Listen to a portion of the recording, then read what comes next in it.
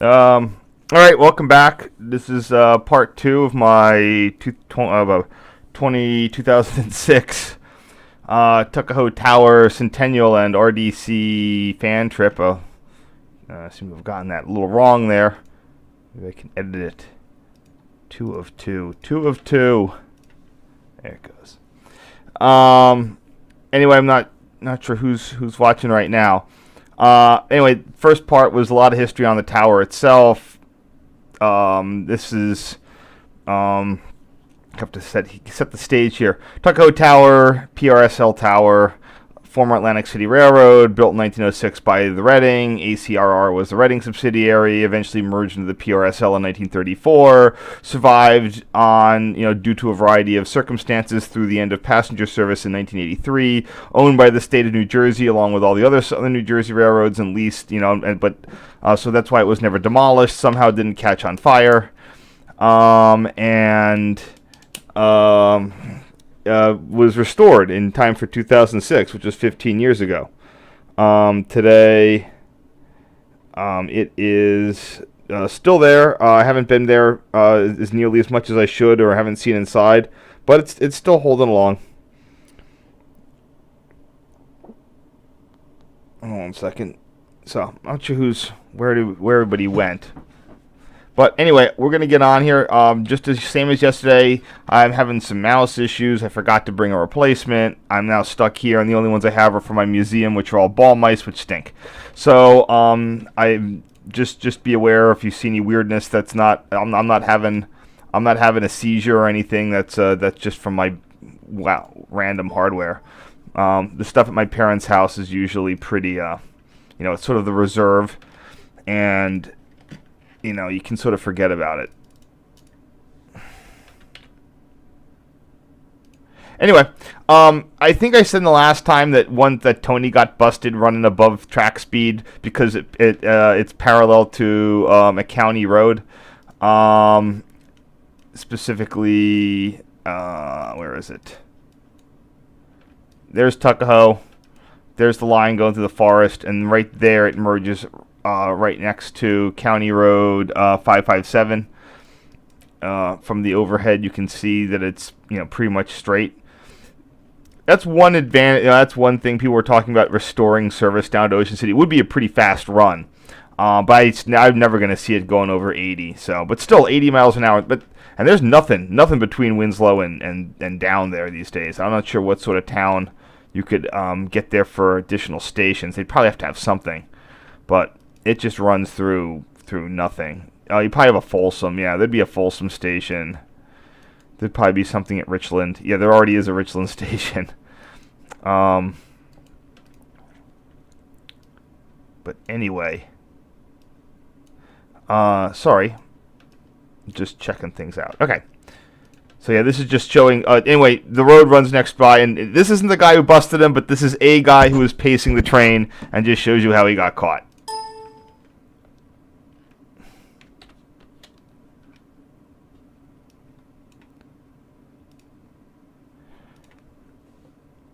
Good enough.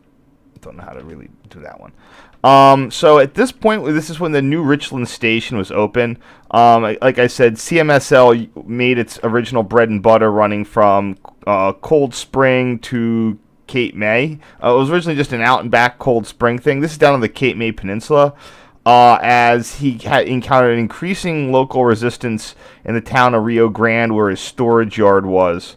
In addition to vandalism, mainly the town would blame him for the own vandalism, and a variety of theft operations of track material. He was forced to move operations out of Tuckahoe, and they would run up to Richland, which is just a South Jersey town.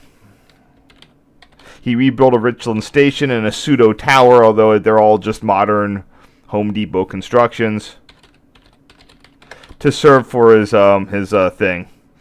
What do you call it? And it's still there doing its thing today, to this very day. Again, so the old operations used to be down here. Cold Spring, Harbor, Cape May Courthouse. So he originally ran from Cape May Courthouse from the zoo all the way down to to Cold Spring, and eventually he did get in the 90s. He got grant money to rehabilitate the bridge. He ran down there for about 4 or 5 years, and then that's when all the stuff happened. And this lower half has been pretty abandoned. It's not been abandoned. He gets money storing cars on it, but it's not really doing its intended stuff. In fact, the unfortunately the old Wildwood Junction train station was demolished.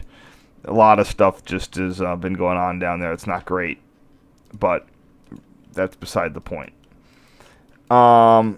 Anyway, now he's running Tuckahoe north to Richland, which is on Route US 40, so it's actually a pretty well-traveled road. That's the main route to get from the Delaware Memorial Bridge down to Atlantic City. He's got parking. He's got stuff. So just so everybody has an idea of where we're talking about here. He's doing. I just got word of the Santa train schedules and stuff. Yes, like I said, the major thing is that the RDCs don't tend to run on their own much anymore. The bus engines that power them are getting just increasingly hard to maintain. You can re-engine them. I don't know what's up with that though. So, but honestly, if RBNM can't do it, it'd be tough for Cape May Seashore to do it. Or if RBMN hasn't done it, it would be tough for Cape May Seashore to do it.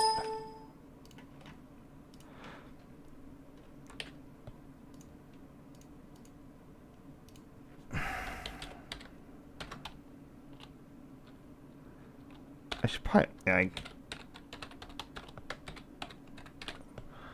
What's the first one? Whatever.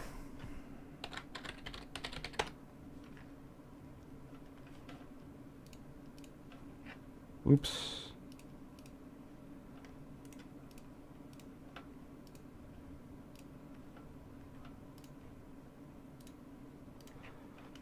Anyway, what's next?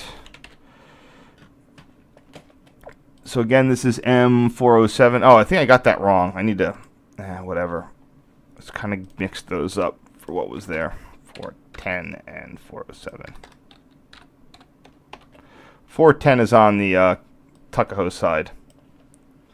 For those who don't know, each RDC has a motor right behind each of the powered axles. It's driven through a torque converter. So that's why you don't have to. It was a, it wasn't really, we wouldn't really call it a diesel hydraulic type of operation. It's generally referred to as diesel mechanical, but that requires you literally don't need a mechanical gearbox on these things to make them go. But they do require a good degree of care and feeding. I was on a trip with these on a previous stream. I was on a charter, but it wasn't really a charter. It was kind of employees running a special thing before the season started down to Cape May, and that's where the airline kept. Actually, I was on two of those, and the first time the compressor was would overload the switch, so they would be able to pump up the air, the fuse would blow, and then they'd run out of air, and then the train would eventually go into emergency. We made it into Cape May just at the end.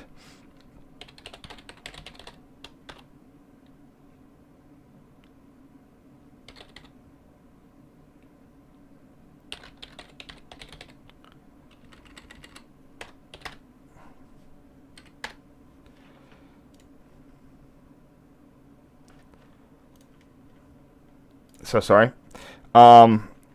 Just some nice fall photos of the stuff. They were really looking good at this time of day. It's really hard for Bud, stainless steel to not look good.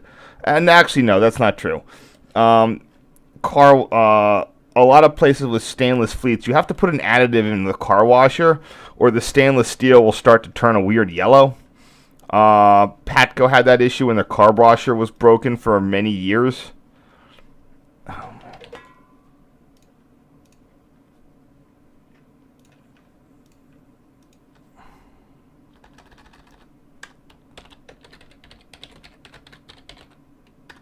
So that's the US 40 crossing in the background.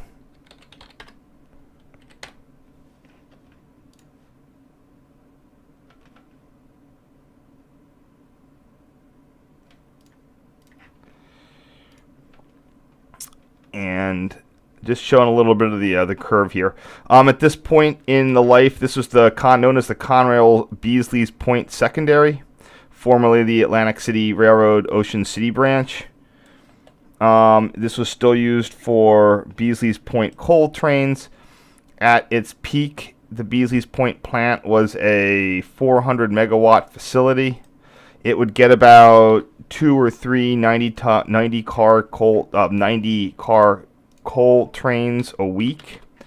It used to one unit. They were also set up for burning Bunker C. I don't know if they were doing that when I was there. I got a tour of that plant in the late 1990s as part of a sort of environmental academic boot camp thing. It's interesting because that whole plant's been shut down and you know, is in the process of likely being demolished. But it was very interesting because at the time there were 3 units there. 2 of the units were coal. Originally it was built as like a coal and oil type plant. I don't think that they were burning oil by the time I was there, especially since they had to truck it. It was brought in on tank cars. But it might have been. But their claim to fame in the late 90s was being able to burn a mixture of 7% used tires. People might not remember that we had a pretty serious used tire problem in this country. Oh, God, this is not good. I did this in sort of tour style, but... I should do this based on mileposts and such. But I'm not sure, because that's going to take a lot of, you know, I don't need to get mileposts. I can just get the names of these roads. That's why I have it up there. Anyway, the power plant. So, by the way, that crossing there should be Main Avenue in Richland. Or is it? Yeah, I think it is. Coming right out of there. It's interesting, they put oh wait, hold on. No, just one track. They put when they opened the switch, it would actually have a radio announce on it that the switch was being opened. It's a, what do you call it?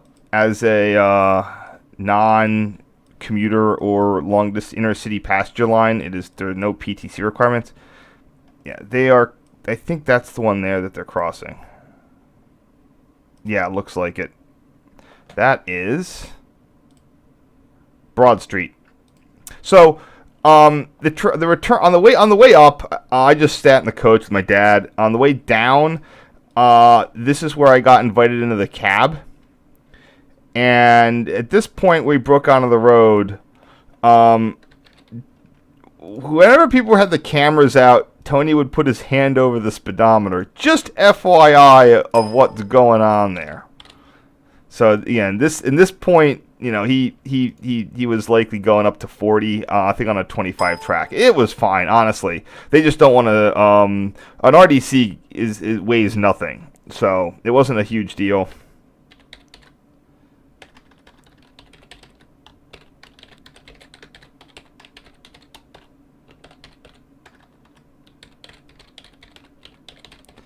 But again, it's just, you know, you can't do things in the way you used to just because things got to be slow. Wait a minute, that was not Broad Street because this is going through the middle of nowhere. Wait, no, there it is. That's the one, I think. Wait, hold on.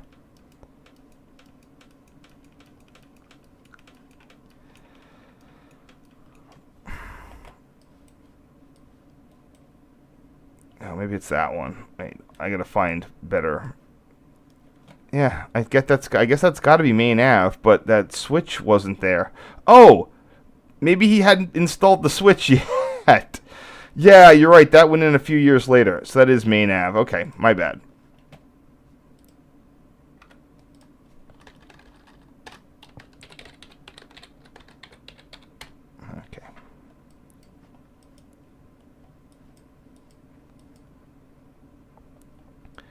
And those are some farms there.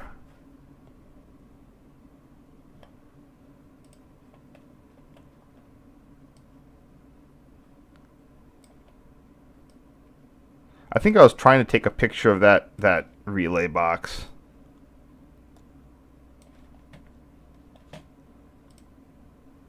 There we go.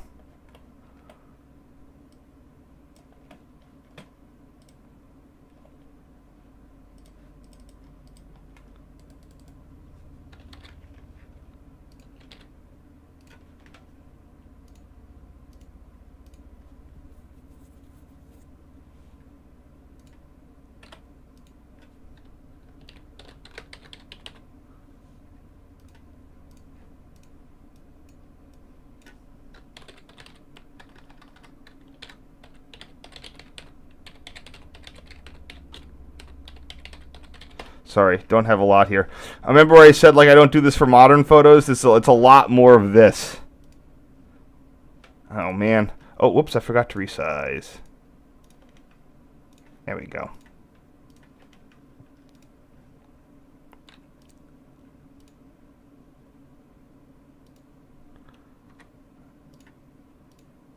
Sorry about that. There we go. And yeah, it looks like I was taking. You can see this is where this is evidence of the block signaling that used to be installed here. I don't know when that was taken out. It's mentioned occasionally. For example, I know the cab signals were removed. What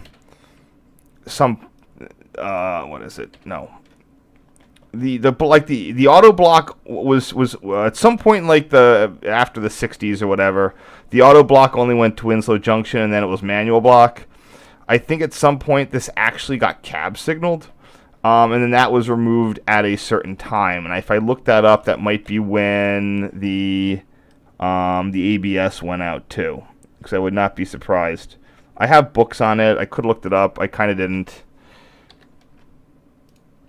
I wish I knew how to milepost for this.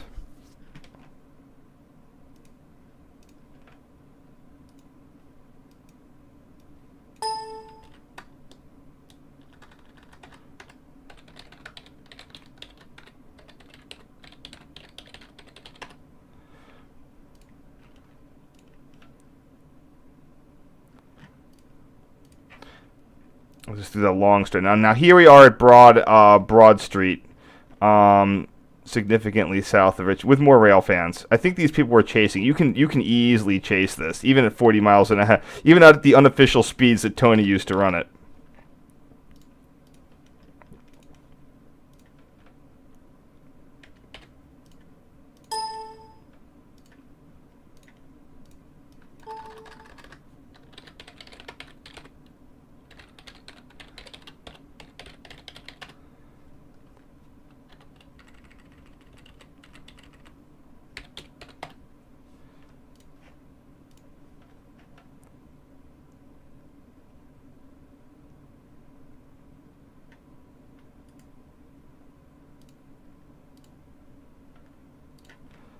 Nah, I need a little bit less there.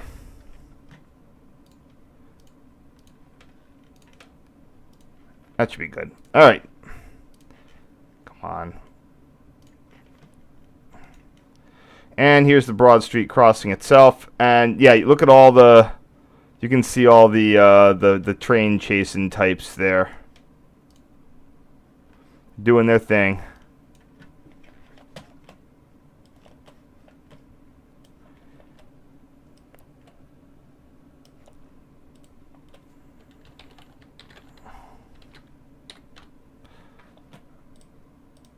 Ah, fudge.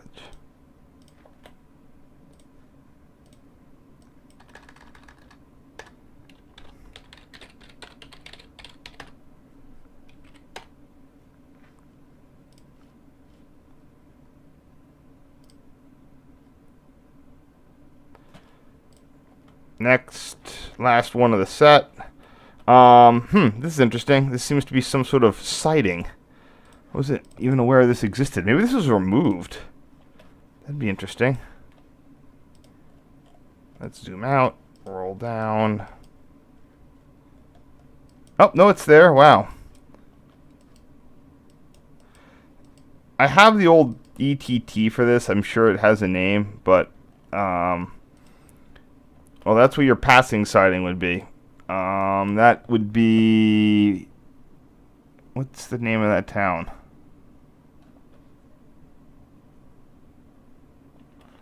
I'm not getting any name for what township this is. Milmay or Dorothy. If I call it just Milmay.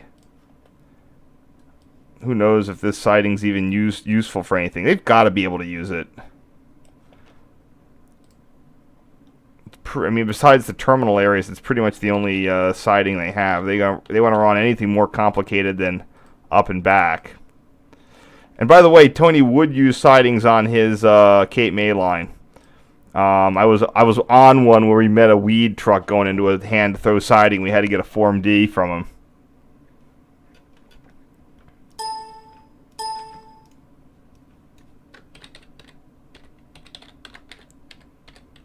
This would be the north end of this sighting.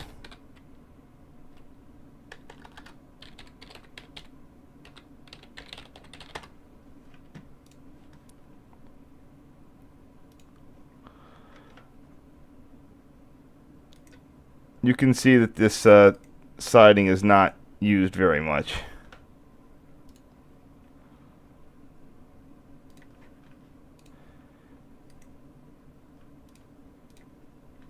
All right.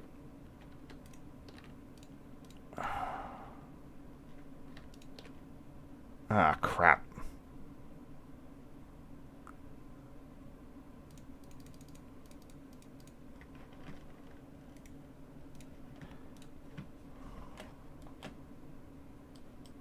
Anyway, let's see if we have any questions in the chat. I haven't checked that. Hopefully things are working.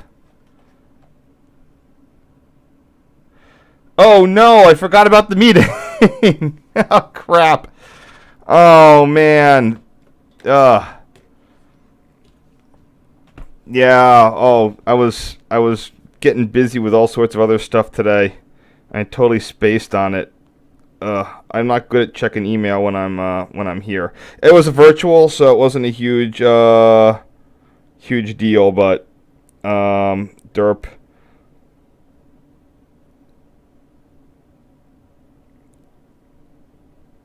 It wasn't something that was gonna like set my interest on fire. They scanned a bunch of local scene photo, like station photos from a collection. Honestly, this is the meeting that I normally do in person. But I was bumped from this slot because they said that someone was going to come in from out of town to do a special thing, and then I see that I'm like, wait, whoa, hold on, what's going on here? Oh, shoot. Oh, I know what happened. Damn. So anyway, whoops, I forgot my meeting, but it wasn't a huge deal. I need to do more of them. They will likely repost them. I did these already. Oh, that's right. Okay. Gotta delete those. Thanks for asking and thanks for reminding me. Not a huge loss. But I need to remember, because I'm going to be doing one in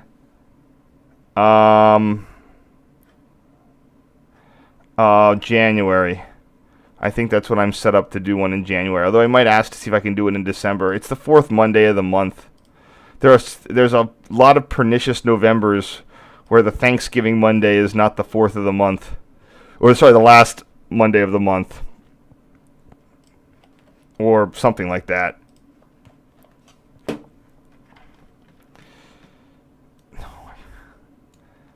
I mainly wanted to mention that I was going to be doing my trip and everything. So, damn. That's why I wanted to get on there. But we'll see. They send out enough reminders for the email variety.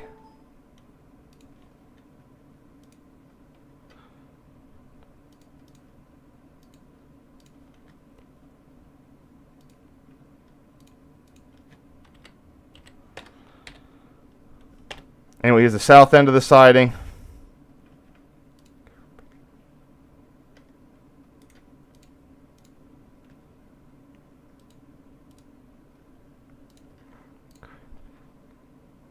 All these look a little tilty. I don't really know what to do with that.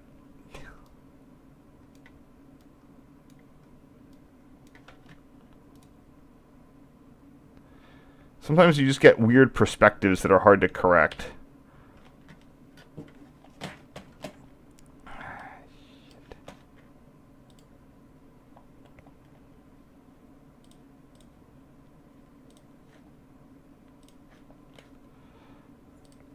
There we go. Oops. Good enough.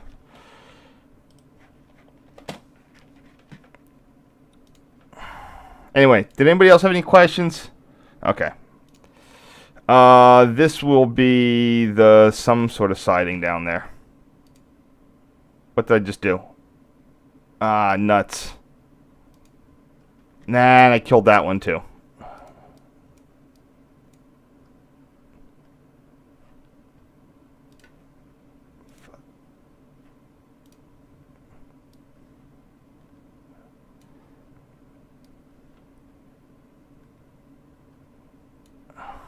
Okay, anyway, sorry about that.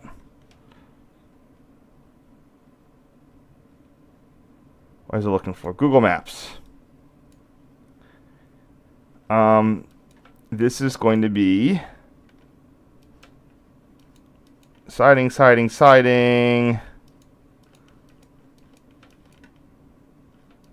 There it is. I think it's that one. That will be Lime Street. Wait, no, that's not Lime Street.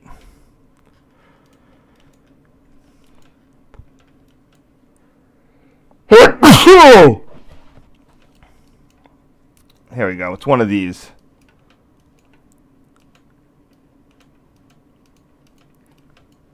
That's the one. That is 14th Ave.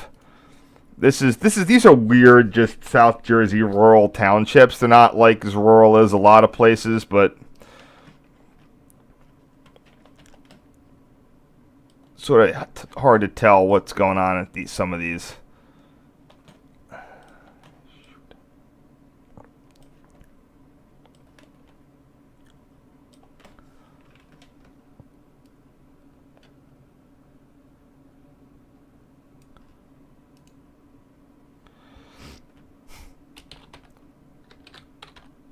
Oops. Huh, that made it look better. Okay, there we go.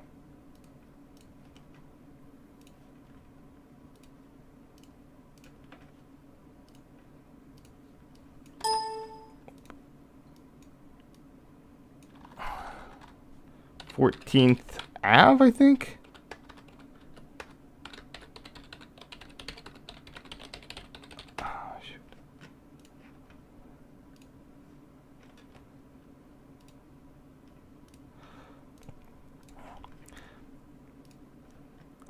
Next one. It's just interesting. You can just see also the how neat this right of way was. South Jersey's pretty flat, and this just thing was an arrow. You can see still to this day, you know, how clearly where the second track bed is and how they moved stuff over.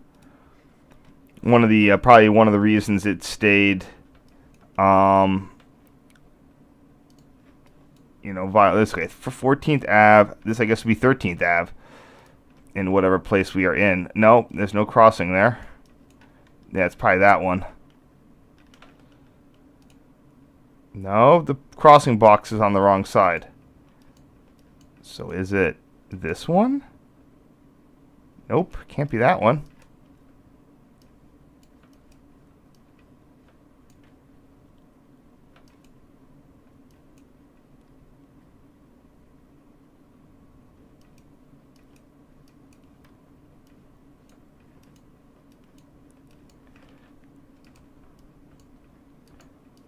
Oh, the first one I don't even think was 14th Ave.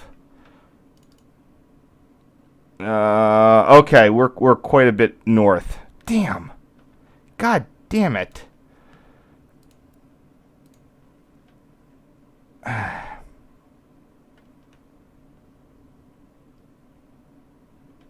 Okay, there we go.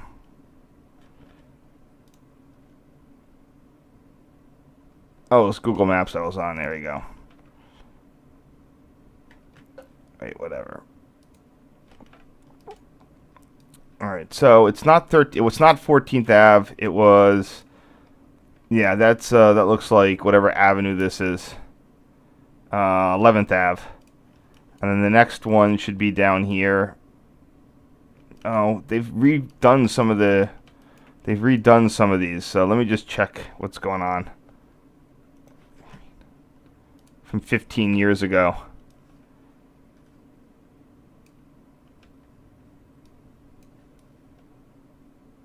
Oh, man. We've got, like, unreliable narrator issues. Okay, there's a traffic light thing there. And a slight curve. So, do I see the traffic light thing? No, not this one.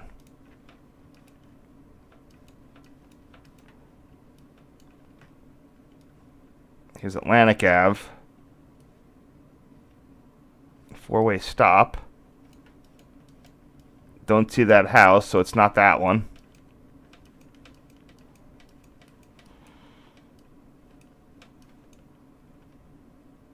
Thirteenth Ave doesn't exist, and here's 14th.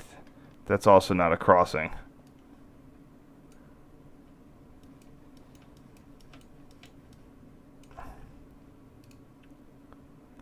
You got a house with a flag.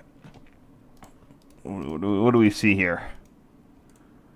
Road signs. There's that dude in the Audi TT that's following us still.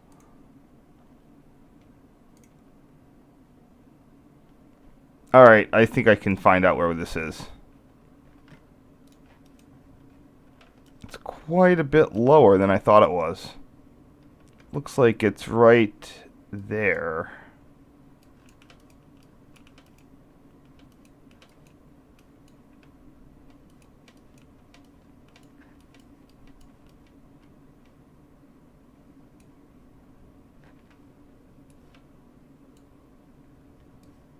Nope, that's not it.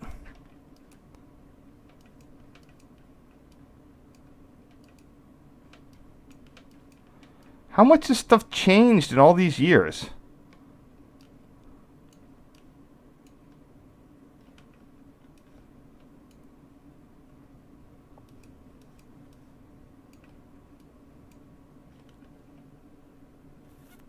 Sorry for the delay here.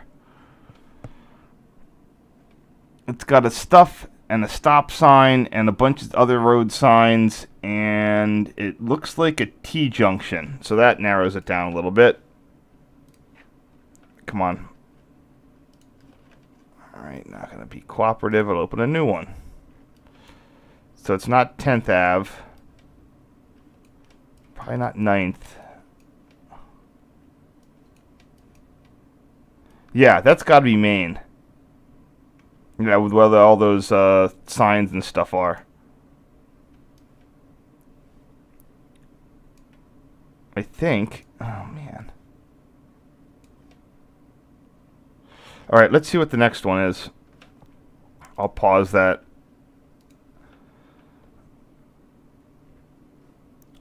So this is clearly where we're at the end of the road. Yeah. So this is all the way down.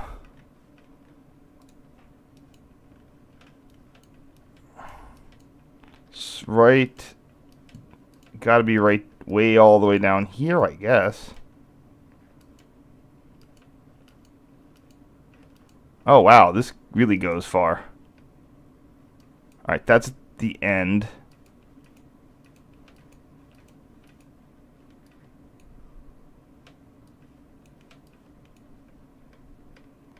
Oh, that's a post office. That makes sense. There it is. Nice. So that would be the Cumberland Ave crossing. I gotta redo the first one, but see, you know, eventually you find it. I was wondering, I was like, oh, there's a flag there, and it's because that's a post office.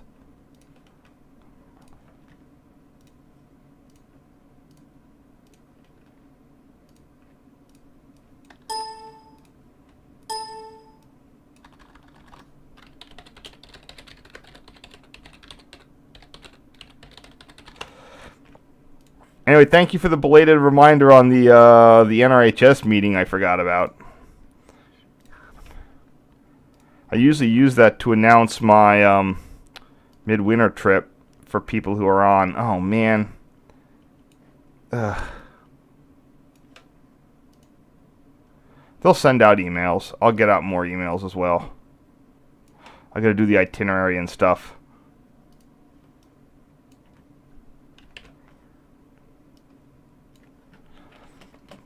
Yeah, definitely. See, there's these same people in all these shots. What's the beauty of, you know, whenever you're on sort of like a more fan trip experience, you start seeing the same cars again and again and again of all the train chasers. This one will be easier to find because I know where I am now. That is...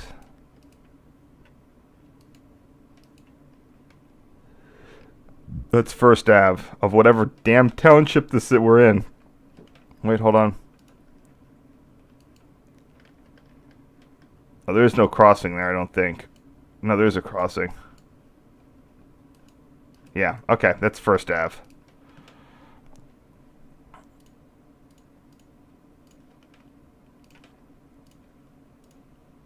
So I don't have all the stories. The only real story I had was Tony hiding the speedometer when in the thing.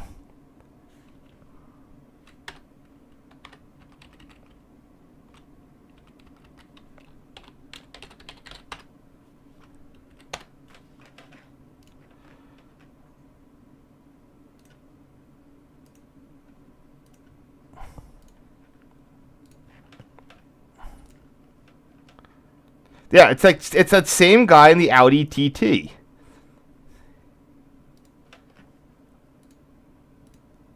Yeah, in 2006, I didn't even try to identify any of these locations.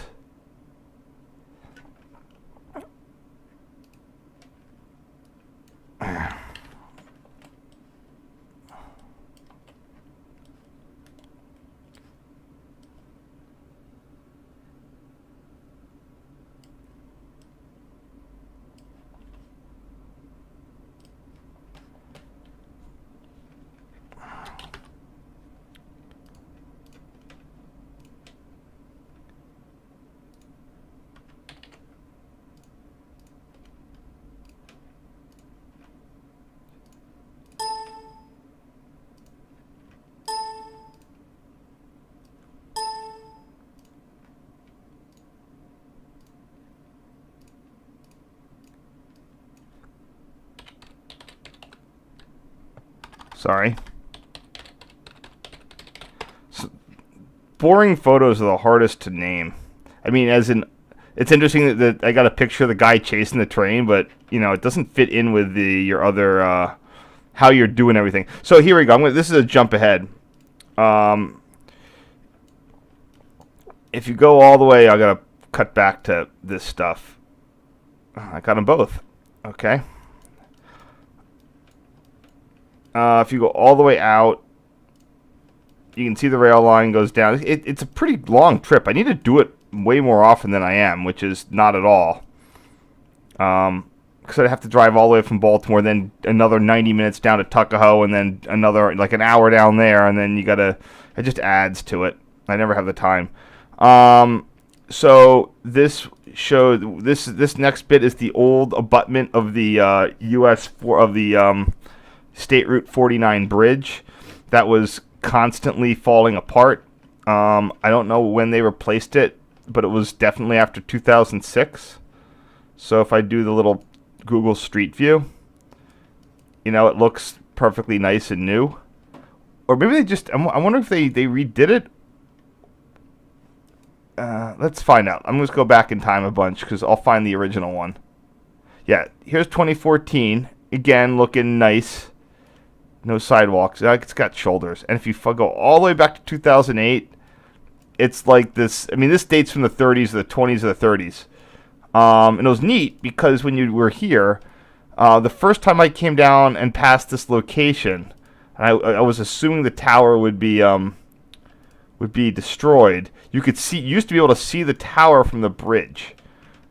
like way back here in 2000 or whatever time I came down, you could see the tower, which is right over there. Anyway,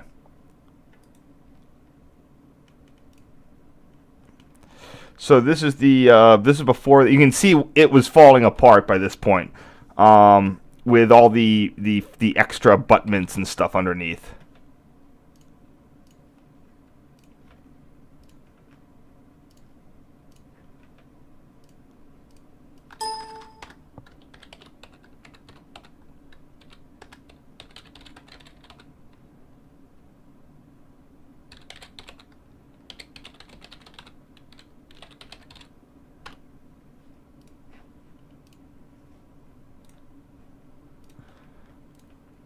Alright, moving on. I wonder if I got a couple of these out of order. Oh, I bet I did.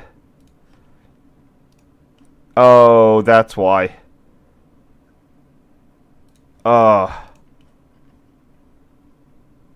Wait, where is this?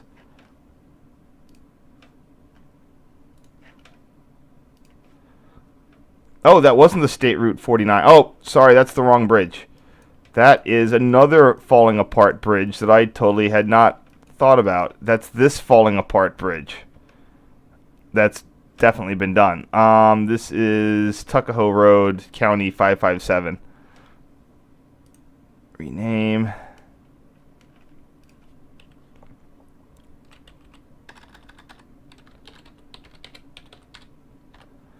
I'm interested in seeing what that was like years ago.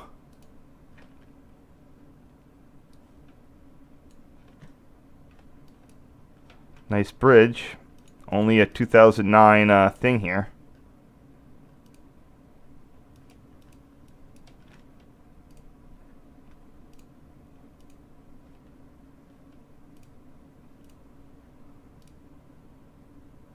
Huh. It's not giving me the chance. Anyway, that was clearly another falling apart bridge. All this stuff Reading made a major infrastructure push in the 1920s because they were roaring. And this is likely going to be the next crossing, Buck Hill Road. So a lot of the stuff was redone. The Canes Point Terminal in Camden.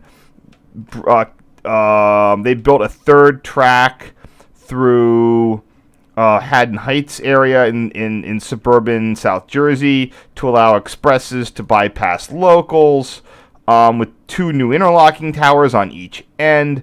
It was a lot of work was being put into this line, and the irony is that within a decade it would be suddenly losing money, and then they'd have to do that merger to save the service. And it's just funny, it's just interesting how, from the 1920s to the 30s. Now, yes, Great Depression and all, but the major thing was Prohibition, because AC was what was fueling all this. AC was a major sort of, it wasn't like beer was legal there, but the whole area in AC was looking the other way. So that was really fueling a lot of the traffic down to Atlantic City in the 1920s. And as soon as both the Great Depression and Prohibition ended, traffic fell off a cliff.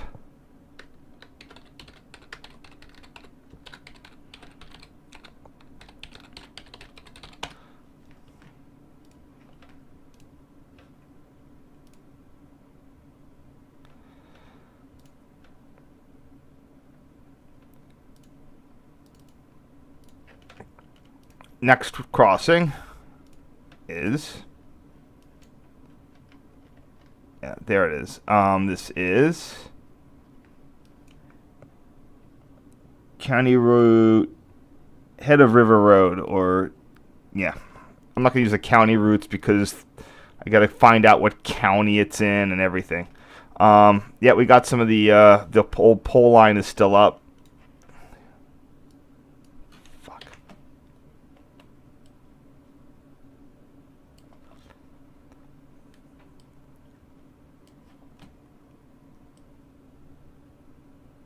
There we go. That gets it in there.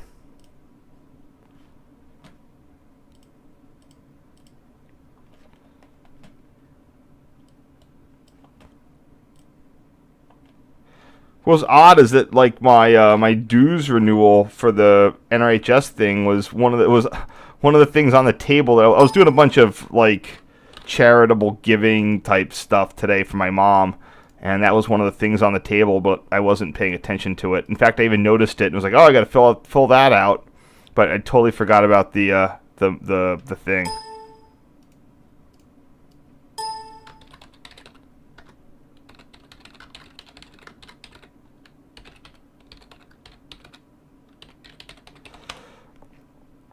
So, anyway, yeah.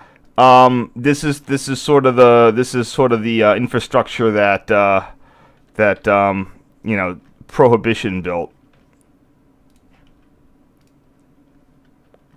They don't tend to mention that a lot in the books. They just say, "Oh, the Great Depression and highways were what did it in." I mean, sure that helped to a degree. I mean, the interurban service started in 1906, so there's definitely a strong pre-Prohibition desire to go down to Atlantic City. But yeah, I'm sure that if you're wondering why it was like, just economic boom and bust type stuff. Next for the crossing is this one. Carl Road with a C.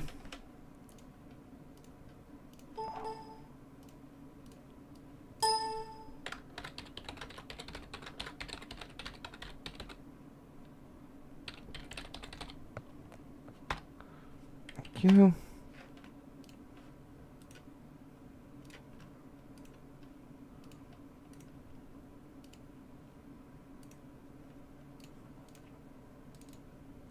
There we go. And, geez, how many crossings are there down there? This is also nowadays when I'm not limited to 90 photos on my photo card. I have way more problems with overdone photos. The next one is Aetna Road, Aetna.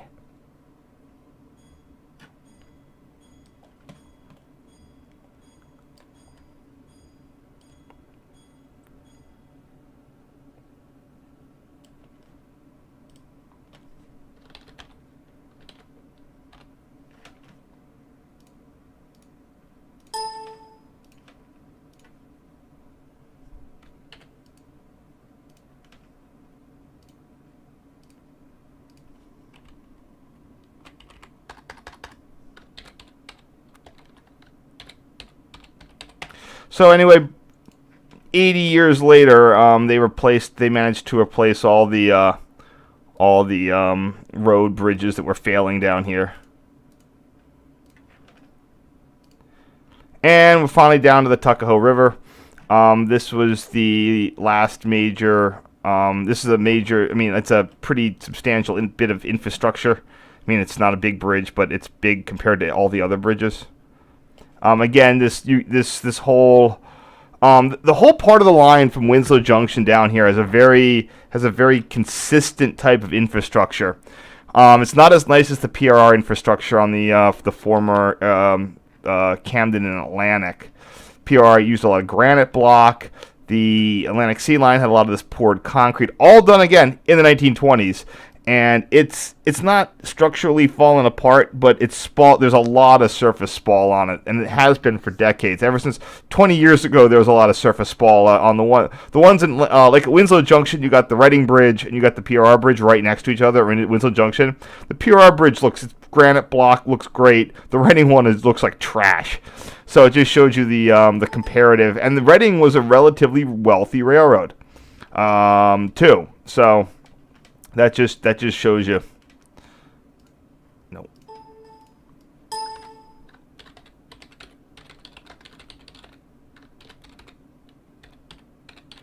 Also note that Conrail or whomever went to the trouble of ripping out the second span just to sell the metal. I don't know when they did that, but it's just like, come on, really? That you're gonna do that? Like, wow. And here we got that same Audi TT, a couple rail fans here on the old US 49 bridge that was replaced sometime in the early 2010s. I'm sure that the Reading didn't exactly build those bridges, but I don't think the Reading paid for those bridges, but the traffic was such that the state did grade crossing elimination.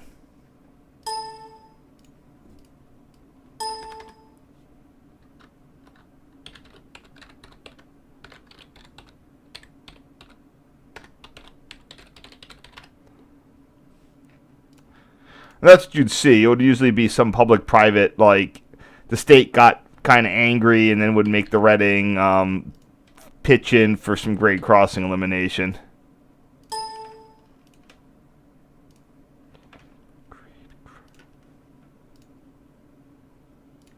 Okay.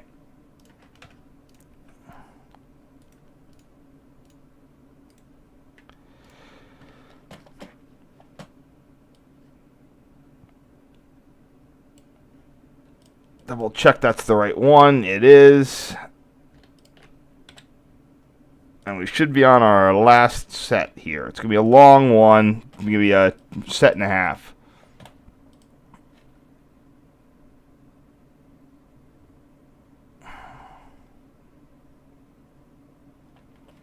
But a bunch of them are going to be quick, so.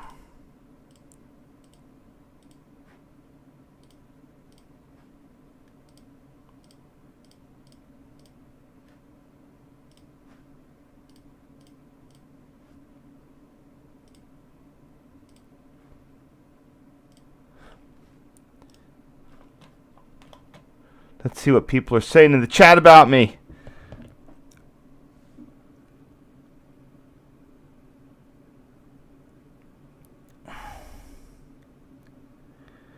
Freight on the pier. Interestingly enough, PRSL freight, when they opened that power plant, that damn near staved off complete like bankruptcy failure of the railroad for a good number of years. I mean, it wasn't doing well. It was getting its stuff covered, but that freight traffic from that one power plant did a huge amount to boost the car traffic, like number of cars. That power plant did wonders for the PRSL.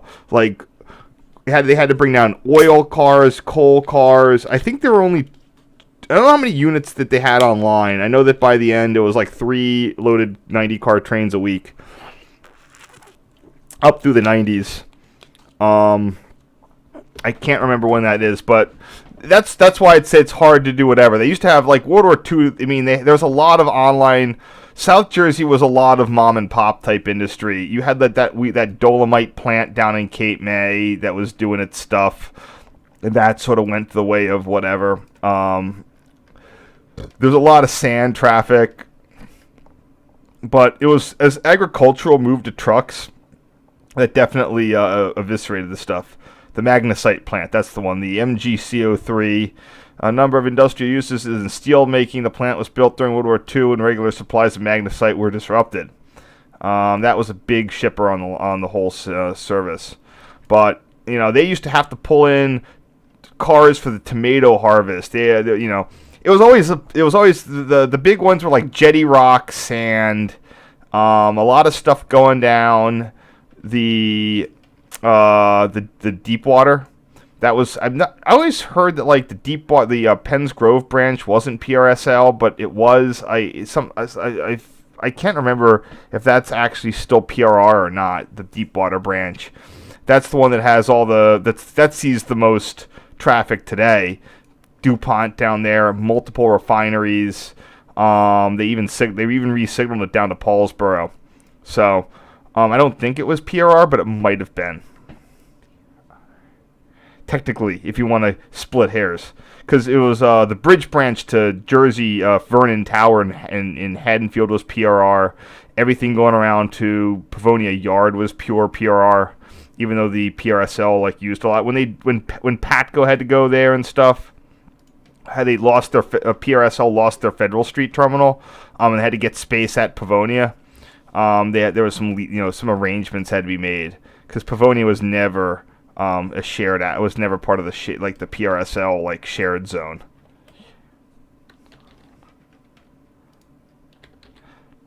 I have a book again. I don't want to leave you guys listening to dead air, so I have a book and the other thing. So anyway, this is what used to be the Tuckahoe Towers number 20 switch and the milepost 53.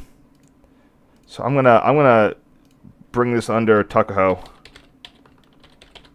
Old 20 switch plus milepost 53. Southbound backlit. I'm preferencing everything with backlit because I know that I'm going to get back there with better lighting conditions. So I would just want to have I just don't want to kill the namespace for future things. And I didn't resize this one.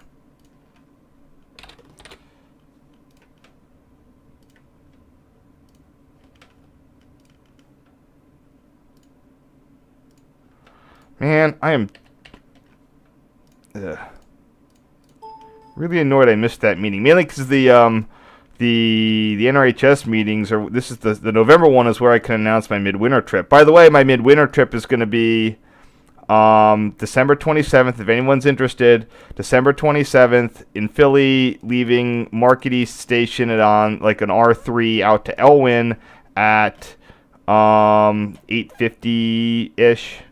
So I definitely, anyone in the Philly area who wants to come, it's a great time. Even if you're not in the Philly area, drive down. I get people who drive down. So I'm going to be promoting it a bit more. I got to do an event for it, stuff like that. The major thing is I have to work out the itinerary. I know what I want to do, but I don't have I don't have a pure itinerary for it. There we go. Let's see what I can get away with this. There we go. And I remember in the 90s when I drove across that Route 49 bridge and I looked over because there's a lot of stuff, you expect things to be gone, and I internalized that from a very, very early age. But every so often you'd look over and be like, what? That's still standing? And not only that, I got in the operator floor.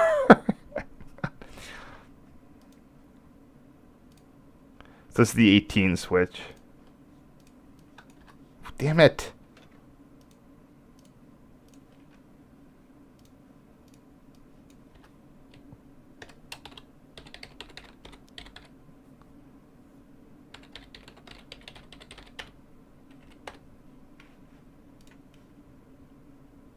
Okay.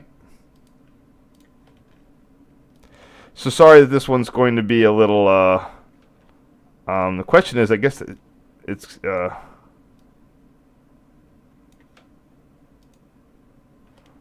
There you go.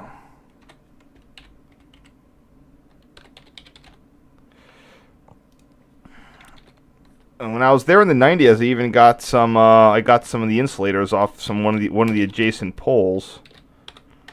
I'm pretty sure I still have both of those. I think that 18 switch is reverse.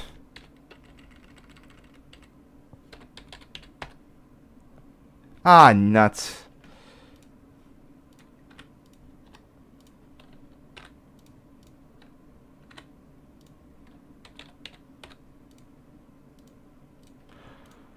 There we go. That looks not bad. That doesn't look too bad.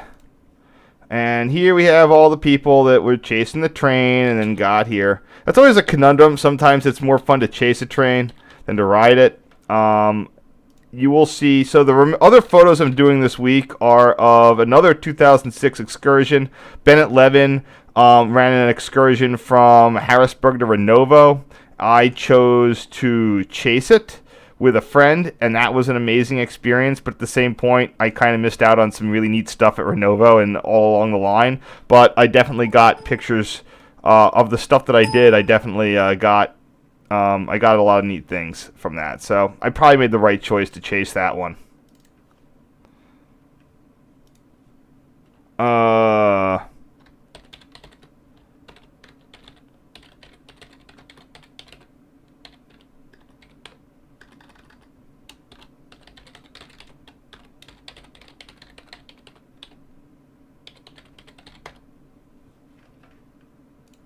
There's the beautifully restored Tuckahoe Tower. When I saw that in the late 90s, it wasn't dilapidated, but it has definitely been wonderfully restored. For a very small railroad, it's in terms of the PRSL didn't have by the numbers a lot of ops, but it had a lot of very interesting infrastructure and a hugely devoted fan base. And if you read the books, it comes across as much bigger and much more involved than it actually kind of was. You just pick up all these iconic locations. And I know there's a lot of other short lines out there, and they have a few stations, but just because of the money involved with the two competing giant railroads, Reading Railroad was once, the Reading Coal and Iron Company was once one of the largest corporations in the world. PRR was the largest employer in the United States for many, many years. And you had them sort of fighting over this passenger thing. So there's all this iconography of stations and places that people who are I don't say in the scene, but just if you grew up here, you're just aware of. But when you're there for real, it's like the Tuckahoe is like a horseshoe curve of South Jersey type of thing. And if you step back for a second and try to think about it, it's like, wait, this isn't that important.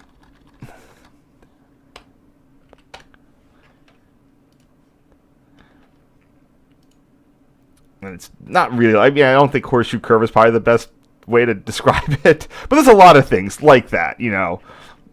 The flyover at Woodbine Junction, the various drawbridges over the inland waterways.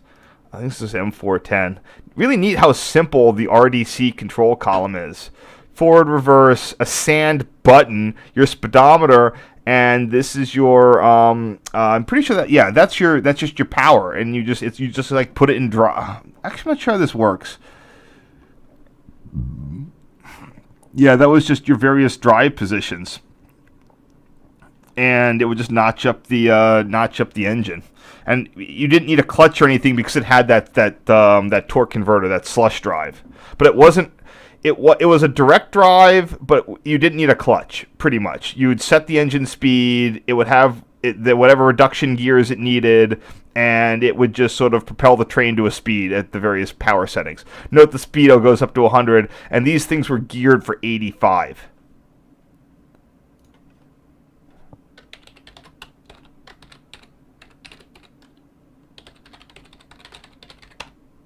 I should probably just use the original.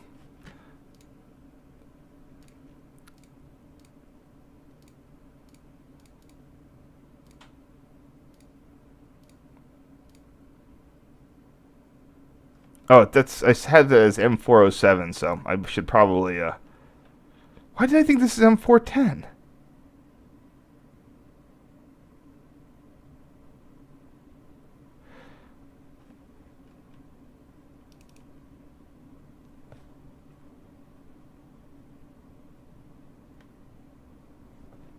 It is M407.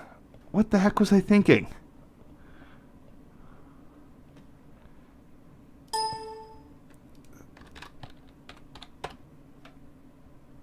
Sorry.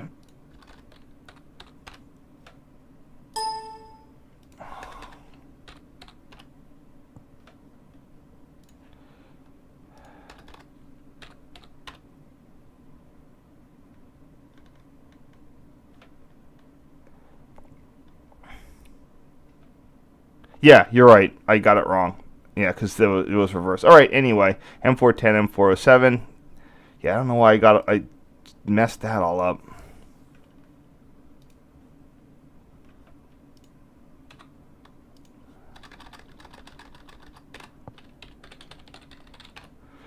All right, next. This is what I'm using for my... I think I mentioned this before. When I have towers or even interlock... Well, interlocking is less so because they just have a hut. But for most towers, I will usually pick a marquee photo. I've never found a better one I have of this, and it's usually one of the earlier ones I get. I tend not to try to change it. So this, in 2006, I picked this as the name brand photo for Tuckahoe. Let me just see if am I getting right angles there? Yeah, it looks like it. Try to get rid of that trash can there. Fuck. Alright, let's see. Gotta just crop off that telephone box up to the roof. That's too, a little too squat there.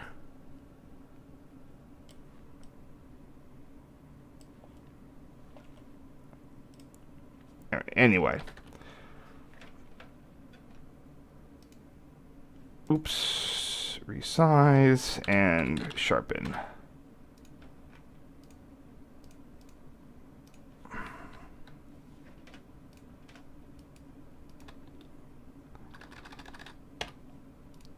There you go. Yeah, if I make the names match up, I can overwrite. So I have a lot of stuff that rely on, since these photos were things that I relied on for certain numbers of publications. It's easy. It's better for me to keep the better if I keep the file name. If I what do you call it? I have to keep the older crappy files around in the same directory just in case someone linked to it somewhere. But if the file names aren't too offensive, I can just use them straight up. Here's that same diagram they've printed out at the thing. Damn, I am so damn pissed that I missed that meeting today because I had a question. I was going to ask Rich McGee what those things were on the thing. So, and I forgot to do that. So, grr. This is the same diagram I'm showing you here. Incidentally, if you're ever doing these diagrams, what was useful that I've done back in the day and now, you sort of can, this sort of a poor man's, like, I'm sure there's tools to do this. If you apply a histogram filter to these GIFs, so you roll in, you scan it, you're going to get this JPEG-y grayscale. It's going to be, you'll do a black and white, but you're going to get a lot of shadow on it, and it's also going to be a JPEG, and it's going to be, you want to have very, very high quality, but it's going to be just giant file, regardless of what your stuff is. So what I would usually do would be to,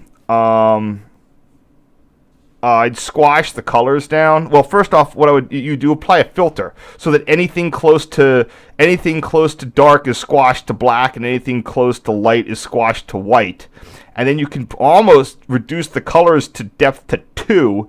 And if you save it as a GIF, because the GIF is variable size, so like if you're at 8-bit color depth, that's going to be 1 byte per pixel for the color information. But otherwise, it's just 1 bit, and the size of this just drops phenomenally. I did that back when, way back 20 years ago, when size was a lot more, mattered more. But it still matters today. And you would get the scan. What you want is you just want this high contrast.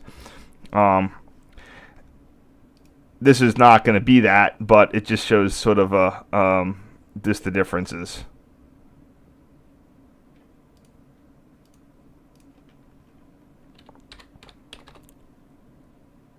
Oh, okay, I already saved it, so, alright.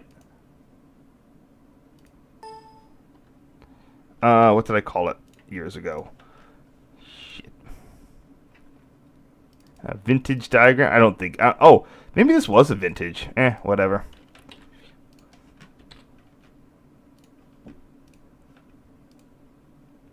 Cool.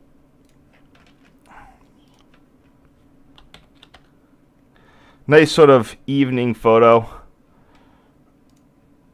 There was in some of the books it would describe that, the operator would be there, he would do the operations for the combine, and then like there'd be one more freight train of the night, and basically he would just be him, and they said just the operator, him and the mosquitoes, until like the tower closed at 9 p.m. Now Tuckahoe was only a two shift operation, so it would open. I guess it would be open at probably 6 a.m. I'm trying to think here of when it would open. I'm just guessing that it would open at in time for the first train. So let's say 6 a.m. First shift would be done at 2, The second shift would be done at 10. So I guess if it closed at 9, it would be open at 5 a.m. And if it closed at 10, it would be opening at 6 a.m.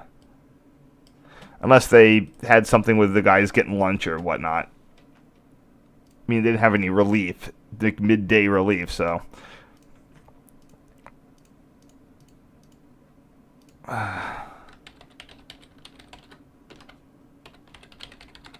This would be the southwest angle.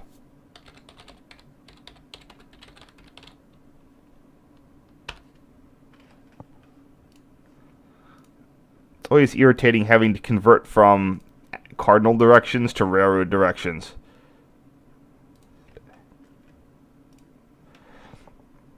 This would be probably M407. What did I call this? Yeah. I think they did another run. It's that day. Oh, come on. Or they might have done another run. I mean, CMSL runs multiple trains a day. I don't think they were doing that special combination thing anymore. But this was, I think that they were heading out on another actual passenger run. And that would be M410 in the lead at this point. See, it says M407. Whatever.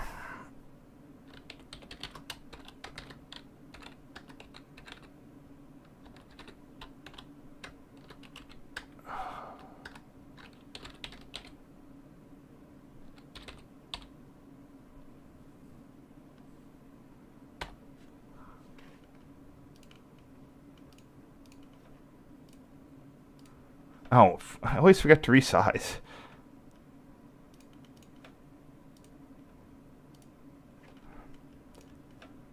That's the other downside. I was going to invite people on. I don't think I was going to invite people from the NRHS one to go to this one, but then they would have been on rail streams for like 5 hours tonight. So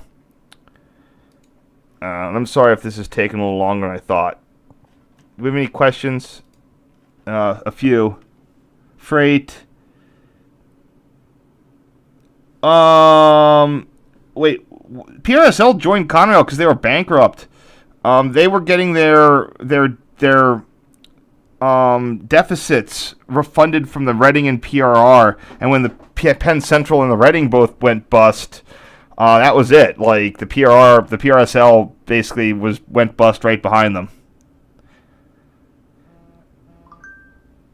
So, in fact, the Penn Central bankruptcy bankrupted a lot of because you have to remember that railroads have billing. You know that they carry stuff goes across multiple lines, and you know when the Penn Central went bankrupt, that meant that everything that it owed to everybody else, like they can't go and collect that. You know that's part of the bankruptcy. So that's what collapsed Erie Lackawanna.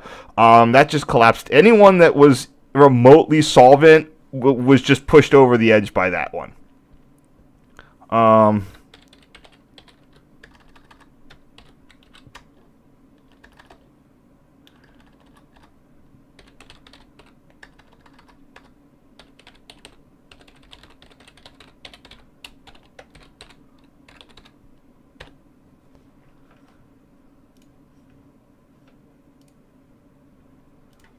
I forget. I'm pretty sure there was EL that wasn't directly like dying, like that wasn't, you know, it wasn't in great financial shape, but I think the EL was like not, you know, had positive, you know, wasn't like losing money year after year.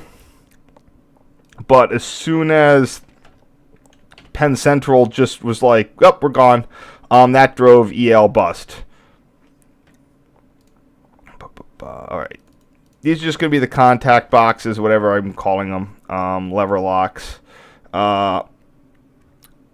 Discord. Everybody wants, like, I don't know how to run it. I mean, I'm not sure how much I do this enough to run a Discord. Maybe I will. Who knows? Let me find out what those things are called, what I called them before. Lever locks.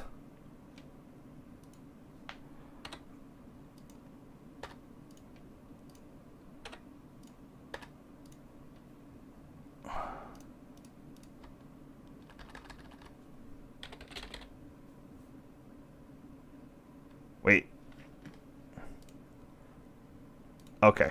Oops. No, no. Oh, hold on. That's back.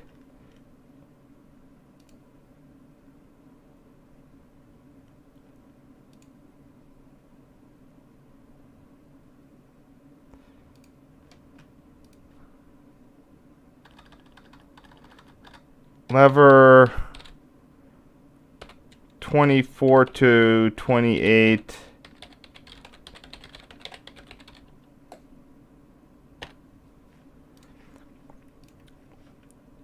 Sort of on the home split here. Again, notice General Railway signaling Rochester. Like I explained, watch the video yesterday to explain what made this special. All the things I was talking about. This was a GRS, formerly Taylor, the Taylor Signal Company. They had one set of patents from the UK for levering, that where the locking grid was below the floor. The US&S patents had their locking grid behind it. They used the Saxby and Farmer ones. Note that the facing point, that these lock boxes are what interfaced the levers with things like, they were like solenoids in here that would interface the levers with your track occupancy and whatnot. Another thing, facing point locks. That was what was actually would the black one moved the points. The lock would lock it and verify point detection. They only had to put the solenoid interfaces on the facing point lock. When the facing point lock would lock, then you could throw your signal. So again, the black signal levers there and there don't need a track, a track interlock, a circuit interlock, and this one of these two would have that space as well. Anyway. This is levers 10 to 21.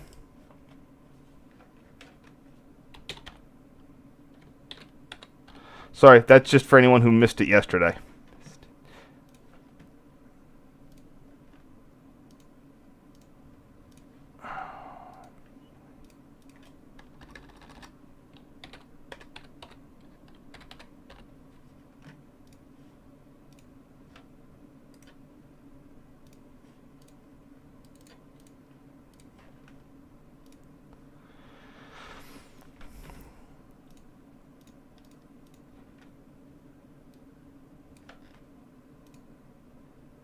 And these are 1 to 6.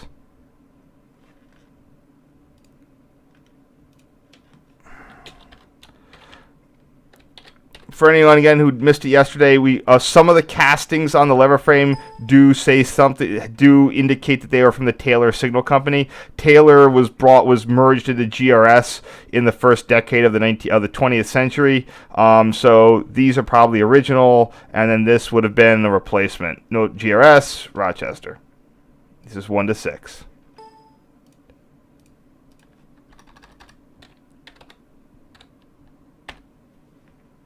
I did a pretty thorough documentation of the lever frame here. I should do something in my, I should go get some photos down there, and I can do a write-up on my Position Light blog on Tuckahoe.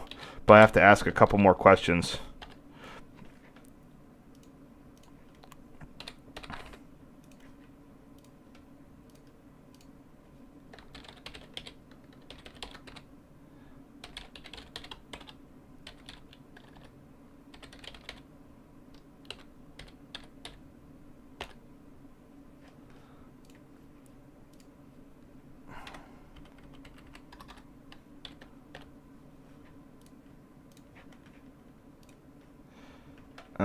What did I call this one?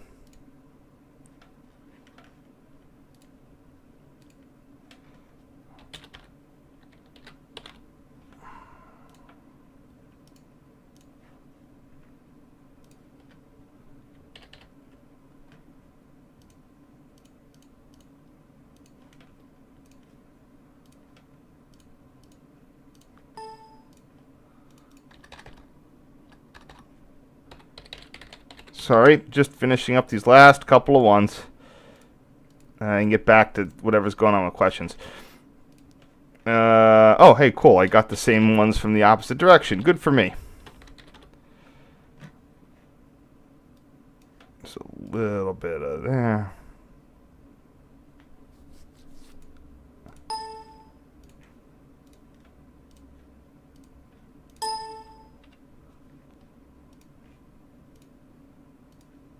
Same thing.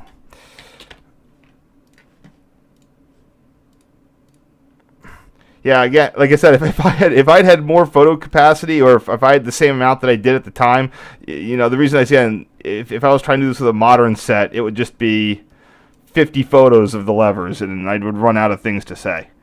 So, at some point, I will probably start running out of photo sets that are compatible with entertainment. So this is the last one. Someone actually had wired this up. I didn't see it displaying the other things. I think it was capable. I mean, it was surely capable of doing that, but I didn't catch it displaying the other indications.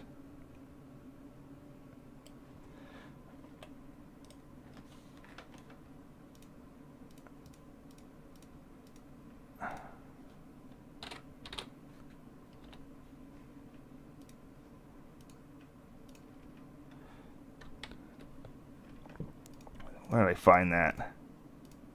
It's like one of the first pictures I took, and one of the last. Where is that? There it is.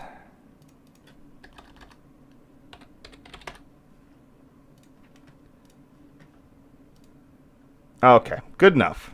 Oops, I don't even need to have, I sharpened it too much. Nice. All right, well, thank you for tuning in. I'll see what the questions are. You can see that I'm getting better with the wonky mouse. I just forgot a couple of things, but I'm getting the hang of it. Discord. Okay, I can try to do a Discord. Give me a second on that one. I might do it over Christmas. I like Discord channels are those. I can adopt weirdo rules, and then hook it up to my Patreon. Heard what? Electric locks the track. Oh yeah, I'm on a different Discord, and unfortunately on this machine I don't have it. What do you call that? I need to turn off those notifications. Okay, we're a little over time right now. I'm sorry it went longer than I thought. I don't know what's going on here. Yeah, so anyway, here's the treat. What you guys are going to get for the rest of the week, based on the poll. You wanted all 6 days of streaming. That's what you're going to get. What I'm going to give you is, I did the, Bennett Levin did a thing. So in 2006, he did a fan trip up to Renovo, and I have 2 sets of photos from that. One from the chase, that'll be over 2 days, and one from Buffalo Line Interlockings. That's just on the way back, because I detached from the fan trip and had a lot of neat stuff on the Buffalo line, mainly in the area of Linden. In fact, I think only in the area of Linden. Nope, we went by Case. So it's Linden and Case. I could be persuaded to not do the second one right now if people want something a little bit more exciting. The Chase is pretty exciting, though. Yeah, a lot of neat stuff there. So I'll likely start with that. That'll take us to Wednesday, and then we can see what. Maybe I'll throw another poll up. But the other one I wanted to do is too long. Let's see. It's stuff from the Cardinal, but that's a total of 3 days. So that's the issue with that. Although in theory, what is 74 plus 30? I could do that over 2 days. So maybe I'll just do that CNO trip for the second one, because those Buffalo interlockings, that's not a very exciting thing. So, all right. Anyway, thanks so much, and I'm gonna go, and I gotta email some people I gotta email the NRHS guy because I had some questions. So, anyway, I will try to get that answer for you tomorrow, or I'll put it in a comment or something on here. Have a great night, and I'll see you tomorrow with again. Fall foliage express train chasing. That gets unsafe. All right, see ya. Bye.